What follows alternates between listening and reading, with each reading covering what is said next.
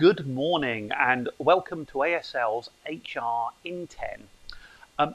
What we do in these sessions, you'll know, each week I get together with Kimberly Bradshaw and we talk about the latest changes in HR to just keep you up to date with what's going on.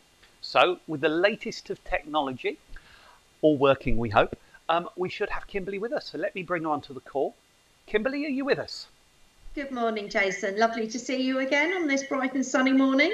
Good morning. And all the technology has worked for us this week after last week's slight panic. But that was a panic. Just keeps us on our toes and proves to our audience we're really live, I think. So, definitely.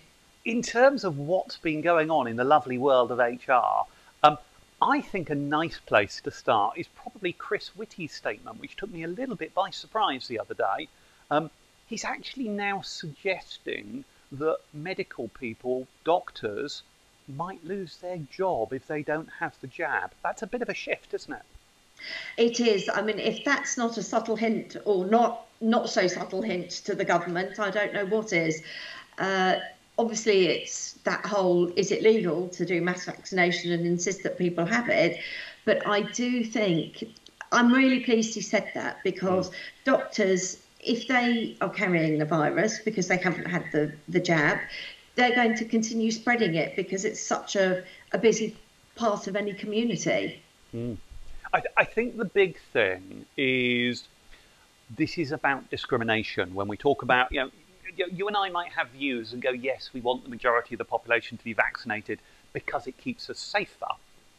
But actually, the HR angle here is one of discrimination. And there are broadly 3 points, aren't there? Yeah. And those are religion. And I find it slightly difficult to imagine it might be against somebody's religion, but it's conceivable there are some religions that would have difficulty with it. Philosophical belief, I guess, is another one. I think it's you That's that told so me hard to quantify as well. It is for an employer, but I think it was you that mentioned to me there's some egg in one of the vaccines. I believe so, yes, because I have an allergy to egg, so yeah. That's part of why I reacted so poorly, I believe. Yeah. So it's conceivable that somebody whose philosophical belief is vegan, if that theory's right, and just for clarity, we're not saying it is, if that theory's right, it's conceivable a vegan might have a problem with one of the vaccines or something. So there are conceivable reasons. Yes. And the most well, there's also health ones. Yes. Oh, you were just about to say that, yes. Yeah. Medical reasons. So, pregnant women are advised not to have it. And I'm sure there are other people that have been advised not to have it for the same reasons. Yeah. So whilst weeks ago, because I think you and I did this one very early on, were saying simply, no jab, no job, as Pimlico Plumbers put it, is not sustainable in law. I guess the amendment on that is it probably is, but with great care. What you need to do is make sure that you've taken into account the legitimate reasons and you encourage the vaccine. You don't make it mandatory regardless, isn't it?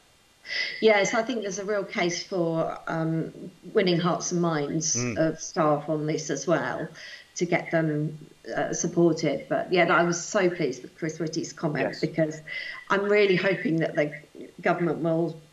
I'm not advocating everybody has to have a vaccination for the HR reasons that you've mentioned, but I do think we need to be a little bit more firm about it going forward. Yes. Having just heard you say it's all about hearts and minds, and anyone that knows you and I well will know that's kind of the thing we drum on about most. It's employee engagement. That's the big thing. Did you see yesterday's BBC News story about Octopus?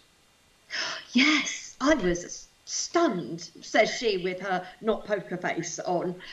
Yes, somebody, I can't remember what the CEO's name is, but Octopus Energy don't have an HR team. They don't have any HR people. Yes, yeah. There was two departments he singled out, which I think were HR and IT. IT, yeah.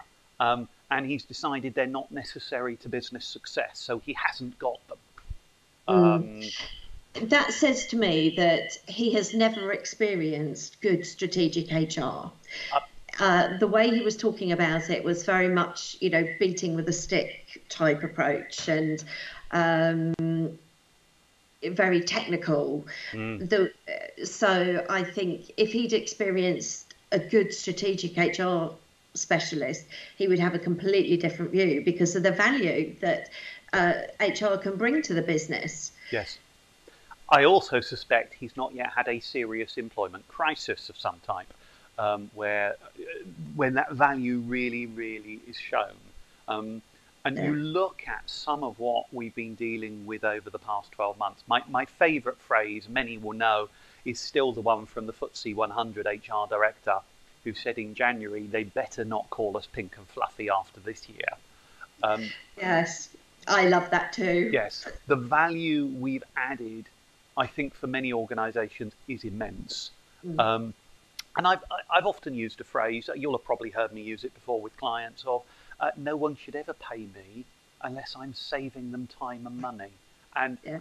I think that's the key HR has. It has to add value. It's about making your processes simpler, more efficient, compliant, following the legalities and keeping you the right side of the line and keeping your people engaged and motivated.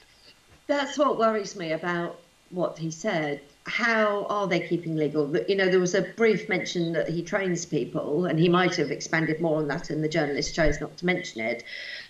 But as we were talking about earlier, who's keeping the appropriate employee files? How are they making sure that the managers are keeping abreast of all the changes we went through? Yes. There were so many of them this year, Yes. changes to employment law. Who was making sure they were all up to speed? As you say, I think if he gets to the tribunal, then he'll realise the value that people like us can bring. It's an interesting one to watch. There are some departments out there, I might even cautiously agree with him. One of the ones that interests me is Elon Musk has scrapped his PR department because he doesn't think PR adds any value if he's actually getting the message right through the customers. And I think it's interesting watching how people approach different departments. But now I'm going to watch carefully to see what happens to Octopus, because I think at some point they're going to find they need HR. And I'd be rather surprised if they don't find they need IT at some point as well when the first serious technical problems develop, because they will. What we don't know is whether he's outsourced any of that, because if he has, that's a completely different message to we don't have them. Indeed, indeed. It may be, shall we say, just a good PR in order to get some news coverage for Octopus. Far be it for us to be cynical. Exactly, exactly. I was going to say, so no, you go on. Just to prove we're live, here we are having a squabble on YouTube over who's going to talk next.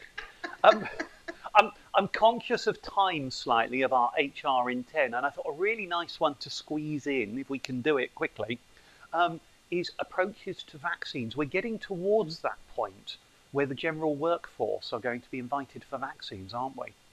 Yes, and that's exactly the topic I was going to suggest, Jason. So yet again, we agree. Great minds. Yes, I think now that the mass vaccination programme is starting to roll out, employers are going to have to plan in advance how they're going to manage having lots of people out of the business for periods of time to go and get their jab. Are they going to pay people or not for that time off? And I think the other one, which obviously is a big one for me, is what about if people have an adverse reaction? Yes. And, how is that sick pay dealt with? Is it COVID related or not? Yes. And this is a point where I think you could rapidly go out and try and develop a policy on this point, but I suspect it's not worth it. Most organisations will already have an approach to how they handle dental appointments, doctor's appointments, midwife appointments that crop up in everyday life. The issue we've got is every one of your staff is going to have one of them over the next couple of months. And there may be some degree of cooperation on how it's planned, but the reality is, as a country, we want to get everybody through this process quickly. So if you as an employer make it more difficult for your people to arrange, we actually make it more difficult for the vaccine rollout to get through the numbers. Yeah. And And it's about how do we facilitate that. And as ever, it's employee engagement, isn't it? It is. I mean, there are COVID vaccination policies out there available on, various legal professional resources. But I think, as you say, it's far more pragmatic to adapt whatever you do for doctors. But I do think it needs a bit more planning. You need Yeah. to think about it. You could have a lot of people out at the same time. How are you going to manage your workflow? Yes. And start thinking about it now. We're a few weeks away from it. Communicate it, tell your managers, tell your supervisors what's going on. That way you can try and engage people so we're not having a whole department all trying to take Monday morning off to go to the doctors and have their jab. Sensible planning is the key to it. Yes. Kimberly, we're out of time. HR in 10. We've talked for 10. So it's been lovely. For those of you watching, I hope it's continuing to prove useful.